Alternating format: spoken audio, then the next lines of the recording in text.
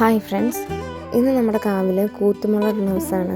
അപ്പോൾ രാവിലെ തന്നെ നമ്മൾ പോകുന്നത് കാവിലേക്കാണ്.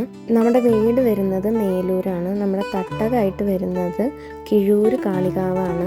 നമ്മുടെ ഈ ഭാഗത്തൊക്കെ കാവിൽ കൂത്തുമുള ഇട്ട് കഴിഞ്ഞാൽ ആ പ്രദേശത്തുള്ള എല്ലാ വീടുകളിലും നിറപറ വെക്കുന്ന ഒരു ചടങ്ങുണ്ട്.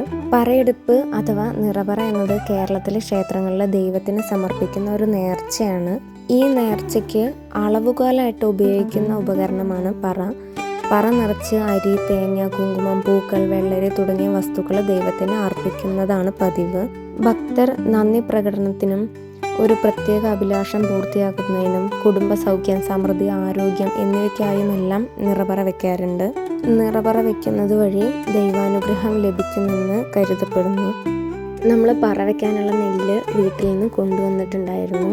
ആദ്യം നിറപറയ്ക്ക് ചീട്ടാക്കിയതിന് ശേഷം നെല്ല് നമ്മൾ മുറത്തിലേക്ക് മാറ്റിയിട്ട് അതിൽ നിന്ന് ഒരു പിടി നെല്ലെടുത്ത് കോവിലിൻ്റെ മുന്നിൽ പോയി നിന്ന് ഭഗവതിയോട് പ്രാർത്ഥിച്ചതിന് ശേഷം പറയെ 3 വലം വെച്ച് 3 പിടി വാരി നെല്ല് ആദ്യം നിറച്ചതിന് ശേഷം മുറത്തിലുള്ള നെല്ല് മുഴുവൻ പറയിലേക്ക് നിറയ്ക്കും. നമ്മുടെ വീട്ടിലത്തെ പറയെടുപ്പ് ചെയ്യണത് അച്ഛനാണ്. അച്ഛൻ പ്രാർത്ഥിച്ചിട്ടുണ്ടായിരുന്നു ഭഗവതിക്ക് ഇങ്ങനെ ഒരു പറ വയ്ക്കാം എന്നുള്ളത്. നമ്മൾ വെച്ച പറയ്ക്ക് എന്താണ് ഇത്ര സ്പെഷ്യൽ എന്ന് ചോദിച്ചു കഴിഞ്ഞാൽ അത് അച്ഛൻ്റെ അധ്വാനമാണ് എന്നുള്ളതാണ് അതിൻ്റെ ഉത്തരം. നമ്മുടെ പാടത്ത് അച്ഛൻ അധ്വാനിച്ചുണ്ടാക്കിയ നെല്ലാണ് നമ്മൾ ഭഗവതിക്ക് നിറപറയിട്ട് വെച്ചിട്ടുള്ളത്. കൃഷി സമയത്ത് ഭഗവതിക്ക് അങ്ങനെ നിറപറ വെക്കാമെന്ന് അച്ഛൻ പ്രാർത്ഥിച്ചിട്ടുണ്ടായിരുന്നു. ആ പ്രാർത്ഥന നിറവേറ്റാനും കൂടെയാണ് നമ്മൾ നിറപറ വെക്കുന്നത്.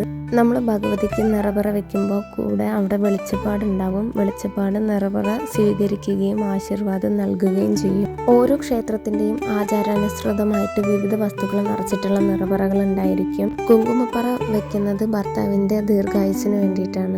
നാണയപ്പറ വെക്കുന്നത് ദൈവാനുഗ്രഹത്തിനും സമ്പദ് സമൃദ്ധിക്കും, അവിൽപ്പറ സന്തോഷത്തിനും കുടുംബ സൗഖ്യത്തിനും, പഞ്ചസാരപ്പറ മധുരസമ്പന്നമായ ജീവിതത്തിനും ഉത്സവ നിമിത്തമായും, മലർപ്പറ ദൈവപ്രീതിക്കും പ്രത്യേക പൂജകൾക്കും, ശർക്കരപ്പറ ആരോഗ്യം, മധുരം നിറഞ്ഞ ജീവിതം, ദേവീഭക്തി എന്നിവയ്ക്കായിട്ട്, മഞ്ഞൾപ്പറ സ്ത്രീകളുടെ ആരോഗ്യത്തിനും വിവാഹ സൗഭാഗ്യത്തിനും, തേങ്ങാപ്പറ കുടുംബ സമൃദ്ധിക്കും ദൈവാനുഗ്രഹത്തിനുമായിട്ട്. നമ്മുടെ പറയെടുപ്പെല്ലാം ഭംഗിയായി കഴിഞ്ഞു. ഭഗവതിയെ കണ്ട് തൊഴുത് നമ്മൾ വീട്ടിലേക്ക് മടങ്ങി.